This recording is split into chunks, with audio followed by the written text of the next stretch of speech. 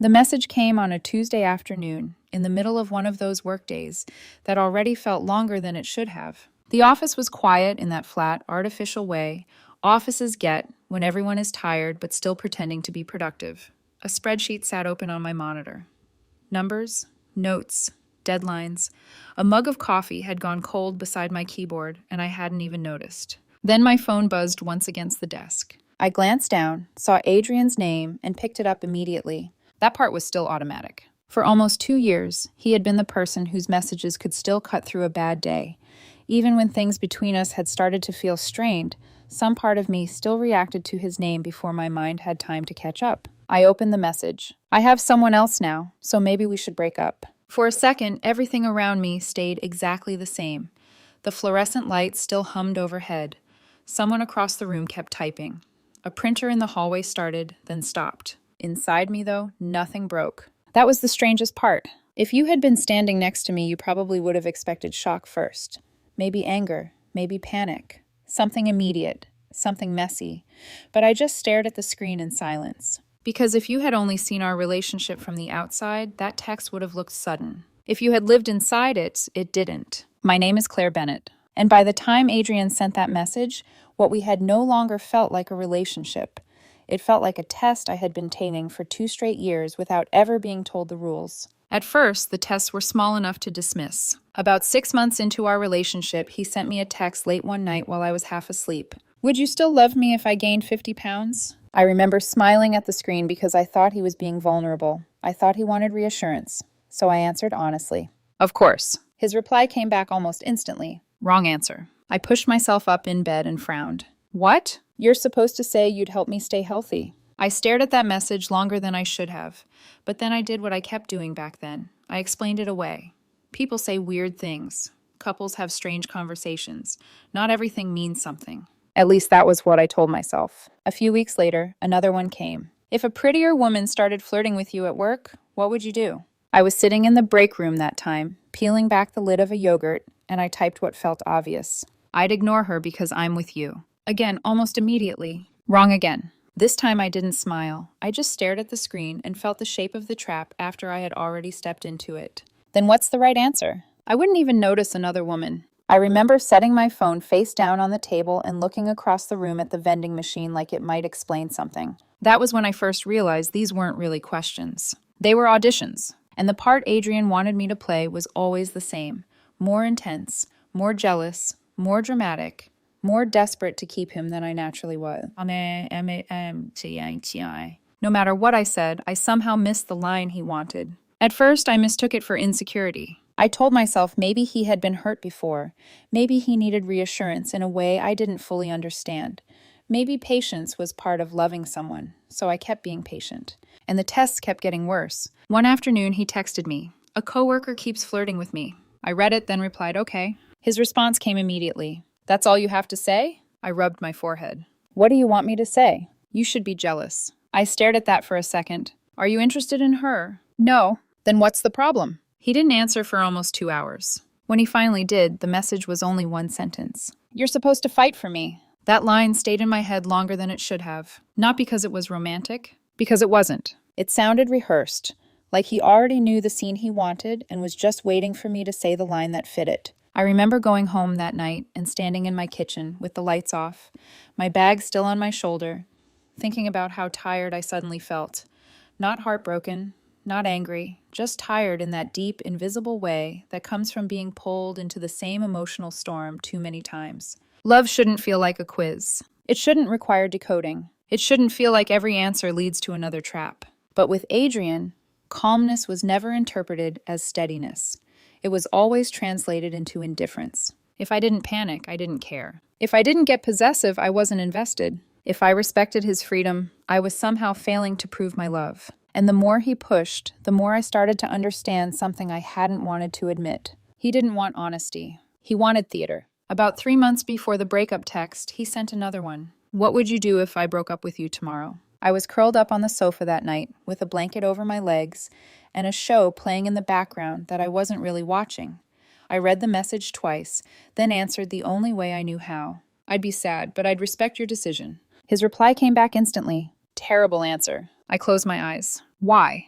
Because you should say you'd fight for me. That was the moment something in me shifted. Not dramatically, not all at once, but enough. Enough for me to see that we were not living inside the same relationship. I thought love meant trust, steadiness, honesty, choosing each other without dragging fear into the room just to feel wanted. Adrian seemed to think love needed spectacle, a test, a threat, a crack in the floor just to see if I would throw myself across it for him. And the ugliest part was this: no amount of proving would ever have been enough. Because someone who needs constant proof will always invent one more trial, one more trap, one more scene. Which is why, when his message came that Tuesday afternoon, "I have someone else now, so maybe we should break up," my body didn't go cold with surprise. It went still with recognition. I looked at the text for a long moment.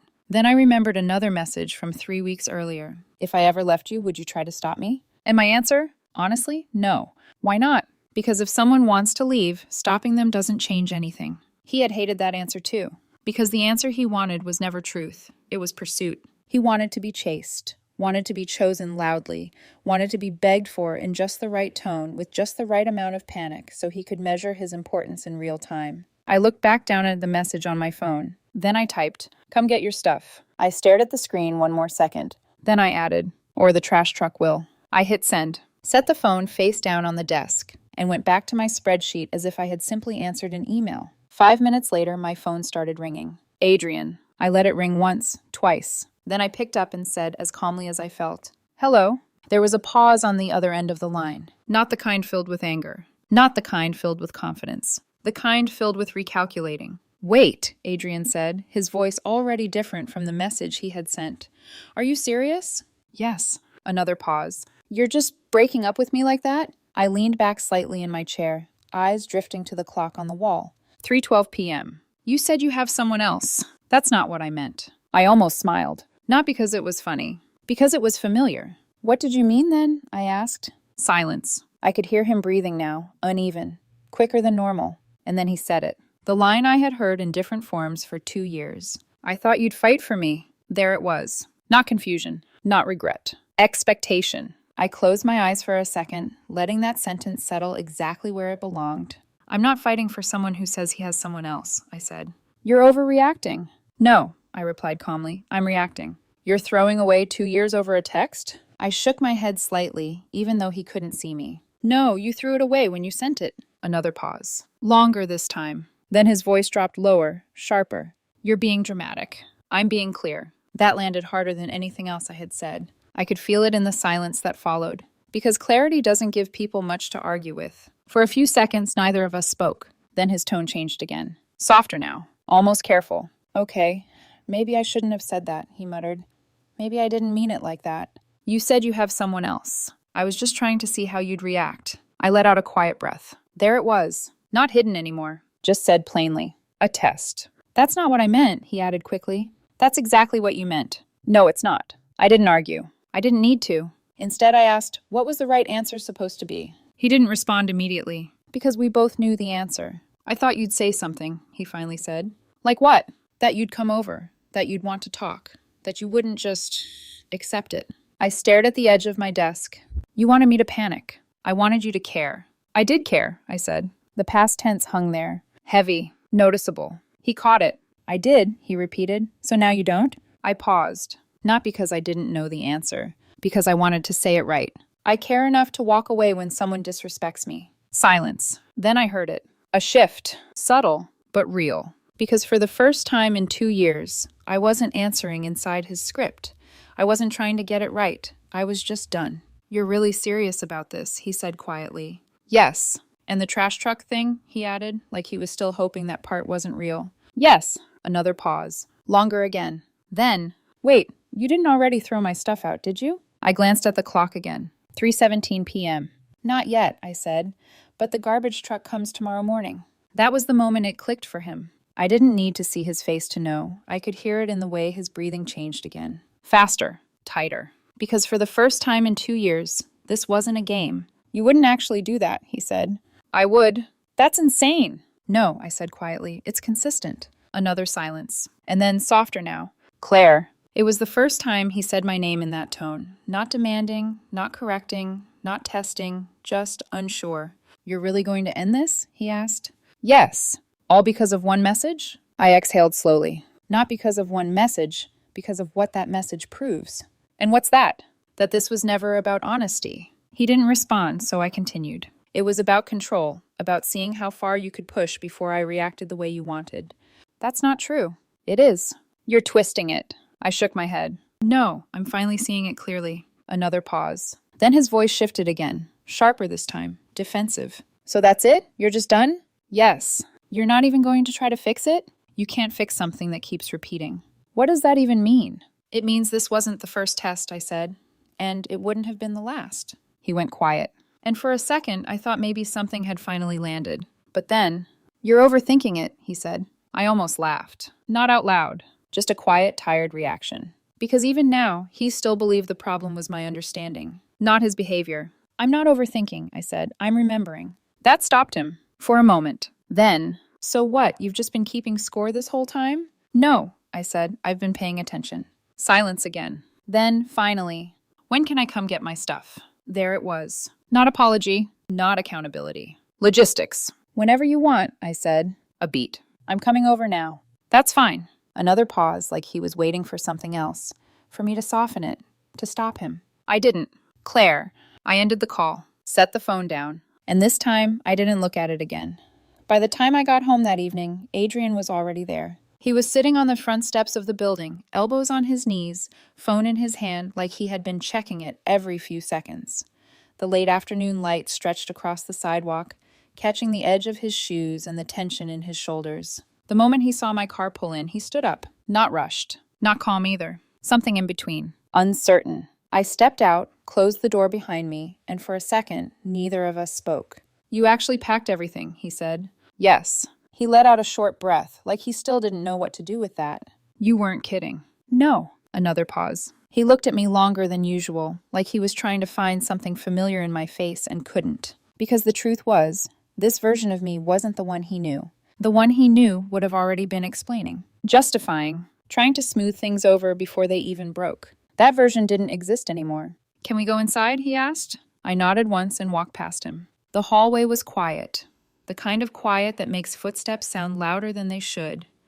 He followed a step behind me, close enough that I could feel it, but not close enough to touch. Honey. When I unlocked the door and pushed it open, he stopped in the doorway. 3 cardboard boxes. 1 suitcase, all of it stacked neatly against the wall. He didn't step inside right away. That's everything? He asked. Yes. He walked in slowly, like he didn't trust what he was seeing. He crouched in front of the first box and opened it. Clothes. Folded. Not thrown in. Not rushed. Deliberate. He opened the second. Shoes. A few books. Small things he had left here over time. The third held toiletries, a charger, his mug, and other little things that had quietly made themselves at home. He closed the lid again, slower this time. You went through the whole apartment, he said. Yes. You did this today? Yes. He stood up and looked at me again. You were planning this. No, I said. I finished what you started. That landed. I saw it in the way his jaw tightened, in the way he looked away for a second before looking back. You're serious about ending this? He asked. Yes. All because of a text? I held his gaze. All because of what that text means. And what's that? He asked. A relationship where I'm constantly being tested. His expression shifted. I wasn't testing you. I raised an eyebrow. You told me you had someone else. I told you I didn't mean it. You still said it. I was trying to see how you'd react. And that's the problem. He crossed his arms. That's not fair. It's accurate. Silence stretched between us. He looked at the boxes again, then back at me. You're overreacting. No, I said calmly. I'm finally reacting correctly. That hit him harder than anything else so far, because for the first time, there was nothing emotional in my voice for him to push against. No frustration to redirect. No anger to escalate. Just certainty. He stared at me for a long moment. Then his voice dropped. Quieter now. So you really don't care anymore? That's not true. Then why aren't you trying to fix this? Because I already knew the answer. But I still said it out loud. Because you can't fix something that keeps repeating. What does that mean? It means this isn't new, I said. You've been doing this for 2 years. That's not... Yes, it is. I didn't raise my voice. I didn't need to. I just started naming the pattern. The jealousy test. He looked away. The coworker test. His arms tightened across his chest. The breakup test. Silence. The would you leave me test. He exhaled sharply. His face changed a little then, not because he disagreed. Because he remembered. You remember all that? He asked. Yes, and you never said anything. I didn't think I had to. That stopped him, because for the first time, all those moments were standing in the room with us together, not as separate incidents, as a pattern. He looked down at the boxes again, then back at me. So that's it, he said quietly. You're just done. Yes. You're not even sad? I paused, not because I didn't know, because I wanted to be honest. I'm tired. That was the one that got through. Not anger, not blame, not distance, just exhaustion. Something in his expression softened for a second, but not enough, because softness wasn't what he had built this on. He stepped back slightly, glanced at the door, then looked at me again. You're really not going to stop me from leaving, he said. No. The same answer he had always hated, the one he could never turn into what he wanted. You're going to regret this. Maybe, I said, but I don't think so. Silence. Longer this time. He looked like he wanted to say something else, something bigger, something that might still change the direction of everything. But instead, he bent down, picked up the first box, and headed for the door. The first trip was the quietest. He carried the box out without looking back, the door closing behind him with a soft click that felt louder than it should have. I stayed where I was. Didn't follow. Didn't check. Didn't help. A minute passed. Then the door opened again. He stepped back inside, empty-handed this time, his movements sharper now, less controlled. You're really not even going to help me carry these? He asked. You told me you have someone else. His jaw tightened instantly. Stop saying that. You said it. That's not what I meant. I didn't respond, because we were already past that part. He stood there another second, like he was waiting for me to soften, to take it back, to meet him halfway. I didn't, so he grabbed the second box. This time he didn't hold it as carefully. The flaps shifted, one corner bending slightly as he picked it up. Not enough to damage anything, just enough to show the difference. On his way to the door, he paused, not turning fully. Just enough for me to see the side of his face. You're really just letting me walk out? Yes. Another beat. Then he left again. The door closed. Silence filled the apartment almost immediately. Not empty, not hollow, just still. I looked around without moving. The space already felt different. Lighter, not because anything new had been added, because something constant had finally been removed. The door opened again. Third trip. He didn't say anything this time. Just walked straight to the last box, picked it up, and headed back out. Faster now. Like if he slowed down, something might catch up with him. The suitcase was the last thing left. It stood upright near the wall, handle extended. He stopped in front of it. For a second, he didn't touch it. Just looked at it. Then he turned to me. This is really it, he said. It wasn't a question. Yes. He nodded once, slowly, like he was trying to accept something that didn't match the version of events he had expected. You're not even going to try to stop me, he said again. No. Same answer. Same tone. No shift. That was the part he couldn't adjust to, because there was no angle left to work from, no opening to push through, no reaction to manipulate, just a closed door that wasn't even slammed. Just shut. You're going to regret this, he said. His voice wasn't as sharp this time. It carried something else under it. Not quite anger. Not quite fear. Something closer to uncertainty. Maybe, I said, but I don't think so. He let out a short breath. Then he reached for the suitcase handle and pulled it toward the door. The wheels rolled across the floor, the sound cutting cleanly through the silence. At the doorway, he stopped one last time. Turned. Looked at me, like he was still searching for something final. Something that might shift this. Claire. I met his eyes. Didn't move. Didn't answer. Because there was nothing left to say that hadn't already been said. He waited a second longer. Then he walked out. The door closed behind him. And this time it stayed closed. I stood there for a few seconds. Not moving. Not thinking. Just listening. The faint echo of his footsteps fading down the hallway. The elevator doors opening. Closing. Gone. The apartment was quiet again. But it didn't feel like something had been taken from me. It felt like something had finally stopped. The silence didn't rush in. It settled. Slow, even, undisturbed. I stood there for a moment longer, then finally moved. Not toward the door, not to check if he was really gone. Just forward. Back into my own space. The suitcase tracks were still faintly visible across the floor where the wheels had rolled. One of the box flaps he had bent earlier was still slightly out of place against the wall. I walked over, pressed it back into shape, then stopped. Because there was nothing else left to fix. That was the difference. For 2 years, there had always been something to adjust, something to smooth over, something to explain before it turned into another test. Now, there was nothing. I picked up my phone from the counter. No messages, no missed calls, no follow-up. For the first time in a long time, there wasn't a second wave coming. No, I didn't mean it. No, why didn't you fight for me? No late night text trying to pull me back into the same loop. Just quiet. I set the phone down again, and that was when it really hit me. Not like a crash, not like something breaking, but like something finally stopping. I leaned back against the counter and closed my eyes. For a second, I expected something else. Regret, panic, the urge to call him back, to soften it, to undo what had just happened. But none of that came. What came instead was exhaustion. The kind that settles deep in your body after carrying something heavy for too long without realizing how much it weighed. I opened my eyes and looked around again. The apartment wasn't emptier. It was clearer. No second toothbrush. No jacket over the chair. No small habits waiting to turn into another conversation that wasn't really a conversation. Just space. Clean. Undisturbed. I walked to the window and pulled the curtain slightly aside. Outside, everything looked the same. Cars passing. People walking. Lights turning on as the evening settled in. Nothing out there had changed. Just mine. I thought about the last thing he had said. You're going to regret this. Maybe. That word sat there for a moment. Because regret doesn't always come immediately. Sometimes it shows up later, in quiet moments you don't expect.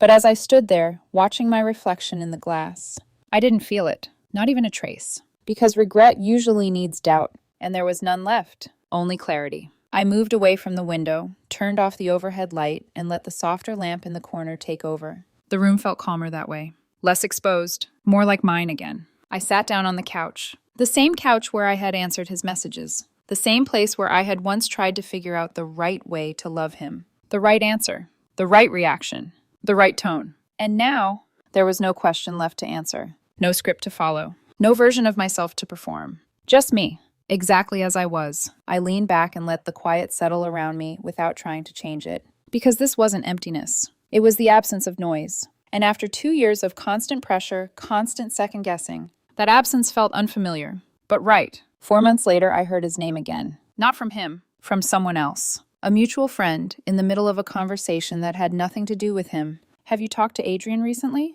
No. A pause. Then, he's not with that girl anymore. I didn't react. Just took a sip of my coffee and let the sentence settle. What happened? I asked. My friend shrugged. Didn't last long. A few months. Another pause. Then, he said she kept testing him. That almost made me smile. Not because it was satisfying. Because it made sense. Some patterns don't change. They just change direction. I nodded once. Yeah, I said, that sounds right. The conversation moved on. Different topics. Different people. But that sentence stayed with me for a while. Not as a question. Just confirmation. Later that night, I thought about the version of myself from 4 months ago. Sitting at that desk. Reading that message. Choosing not to call. Choosing not to perform. At the time, it hadn't felt dramatic. It had felt quiet. Simple. But that was the point. Not all endings are loud. Some happen in a single decision. A line you stop crossing. I didn't check his social media. I didn't replay the conversation looking for something I could have said differently. Because there wasn't anything to fix. There had only been something to recognize. And once I did, everything else followed. Life didn't suddenly become perfect. But it became steady. No emotional traps. No hidden tests. No pressure to prove something over and over again. Just normal days. Quiet evenings. Real conversations. And the strangest part? I didn't feel the need to prove anything anymore. Not my love. Not my loyalty. Not my worth. Because the right kind of connection doesn't need constant evidence. Sometimes I still think about that last moment. Him standing in the doorway. Waiting. Like he expected something to change. Like he expected me to stop him. And I didn't. Not because I didn't care. Because I finally understood that caring doesn't mean staying in something that keeps breaking you. It means knowing when to walk away. And not looking back. The quiet I have now, it isn't empty. It's chosen. And sometimes, that's the clearest sign you made the right decision.